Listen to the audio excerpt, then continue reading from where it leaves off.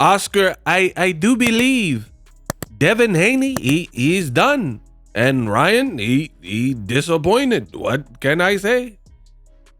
De La Hoya, he goes off on the Fatal Fury card and Canelo. Baby, you want baby? Listen, Oscar, Mr. I do believe De La Hoya did a special emergency clapback Thursday, and fair play. He did it before the NOA fight, which turned out to be a good fight, the best fight of the weekend, right? Including Teofimo and Barbosa, in my opinion. It gave boxing fans at least a little bit of hope, you know what I mean? So there was that. But he goes in, and I'll let you listen to it, but I just want to go over some of the things he said and the ideas he talked about. So for starters, I don't know if it's just because he had a long weekend, but he looked he really kind of looked disappointed, like he really meant what he was saying, right? Just from the optics, the eye test. He looked just disappointed with boxing, like, yo, what has become of my sport? You have to understand, Oscar was the golden boy. He was the top of the sport and beating Julio Cesar Chavez, and he's a legend in the game. And to see the game where it's at right now has to be pretty disappointing, like, because he's a founding father. So I kind of felt him on this, and trust me, I don't always agree with Oscar De La Hoya, but at the same time, I'm a type of person where even if I don't typically agree with someone, or even if I don't like someone, that doesn't mean that they never can say something of relevance. I don't even operate like that. So there's a lot that he was saying that was true. And he just expressed his disappointment in the Fatal Fury card. Listen, a lot of y'all praised Turkey, said he was saving boxing, but you guys are cap, and I told you you're a cap. The ideas, they weren't good. And this is what happens when you try to rush things. And boxing is not a gimmick sport. It is the realest sport out there. These other sports are good, but a lot of the other sports, they're team sports, completely different. Boxing is like Roman gladiator stuff. It's just you and your opponent. You gotta, your coach, he could give you advice from the sideline, but he can't even really help you. You know, if you get cracked and you have no legs and you got to survive a minute and 30 seconds, what can your coach do? Yell, hey, get off the ropes. You know what I mean? You still have to have the instincts to survive. So boxing at its best is completely different. And you guys gave a lot of premature praise to Turkey, and this happened to be literally the worst weekend of boxing. I don't want to say, because I don't like to do historical of all time, but in modern boxing, as far as what it was supposed to be based on the names and it was pay-per-view, you know, you had to be disappointed. Nobody particularly that I seen liked the card. All the fights were bad, excluding Top Rank on Sunday. But Friday and Saturday was abysmal, and that's what De La Hoya is talking about. Devin Haney, I mean, he's running around the ring almost like he got hurt in the Ramirez fight, which he never really engaged to get hurt. So it's like, your confidence is that low where you feel you have to fight like this? And Ramirez wasn't doing much, so it just was a god-awful fight. Then Ryan, he get clipped up by Rolly in the second round, and then he sell out. And it doesn't look like he's even willing to try to do the things needed in order to turn the fight around. And he's a guy with power. So that was disappointing to see that Rolly was able to just put him in check, and then Ryan was not willing to go out on his shield.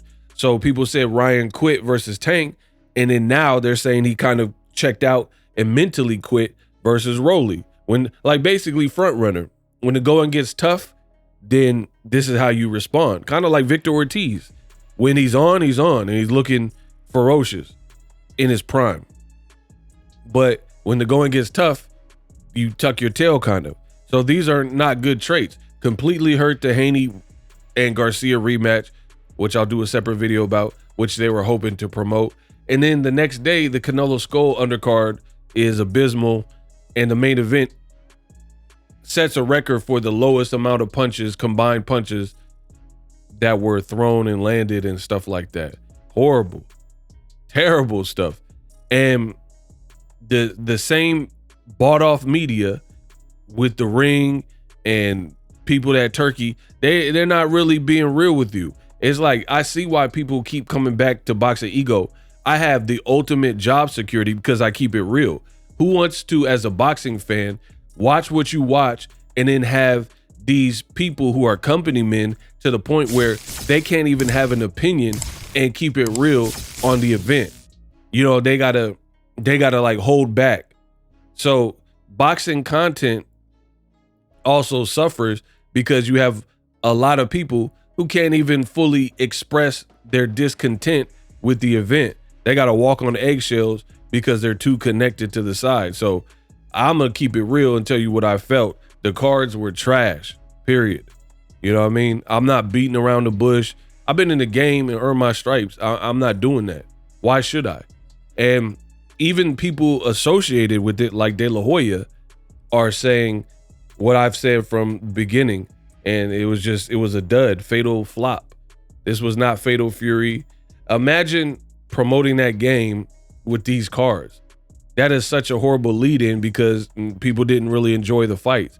And to have that many stars on the card and those are the performances, I could talk about this all day. Another problem is you're giving people guaranteed money. They don't have to fight for it on pay-per-view. They don't have to like sell the pay-per-view. You just say, hey, I'm giving you $8 million. All they have to do is show up and they can put up these performances and they get the agreed upon amount. Also not good because you're not incentivizing. Now, if a person knew they're only getting $1 million, but if they help to boost and boast the fight up and sell it and make fans want to see and promote it by getting back end money and, you know, commissions on the back end through the pay-per-view, then you're incentivized to want the event to do better or maybe push your performance, you know what I mean? To peak the viewership. But when you're just giving people, we're Saudi, so we're giving people money that their performances don't even deserve, then this is also what you could get. But here's De La Hoya. All right, guys, I'm here in the Bahamas disrupting my vacation because I just have to speak on the 11 fights that I just saw with no knockouts. I mean, look, let's give credit where it's due. I think Rollies, congratulations. You came out and fought, had a great win. I'm happy for you, really am. You're a nice kid. Teofimo was the only one that probably came out and tried to entertain the fans with what he had to work with, you know? And I feel bad for Turkey. I really do. He's paying all this money to the fighters, okay? To turn out, to show up and fight and give the fight fans what the fans deserve. And those are great fights. Show up. Not just dancing around like Bill Haney and Devin Haney. I mean, my gosh, he was tagged a couple of times by Ramirez and he just gets on his bicycle and just starts running for his life. Jesus. Anyway, he's done. Canelo. Jesus, Lord. Come on. You're getting paid all this money to fight against a runner who we all knew was going to run. A Cuban style. You chose him. And now you say you hate fighting runners? Well, then don't fight runners. We all know who we want to see you win against. That's Benavidez. Go up against Benavidez. Fight Benavidez. He won't run. What's wrong with that? It's a good fight. But it's sad. It really is. You know, it starts from the top, too. I mean, when you're fighting for the money and not legacy, every young fighter just follows that pattern. And it's not fair. It's not fair to the organizers, the people putting up the money, the promoters, you know, the fans especially. The fans want to see good fights. Let's go. It's the fighter's job to give the fight fans good fights. It's teed up for everybody. Turkey's bringing out his wallet and paying everybody, and the least we can give him is good fights. Go out there and fight.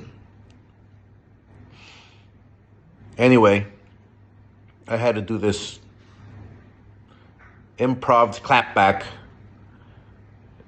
if you want to call it. I'm just frustrated. I'm frustrated. But, hey, we got Crawford, Canelo.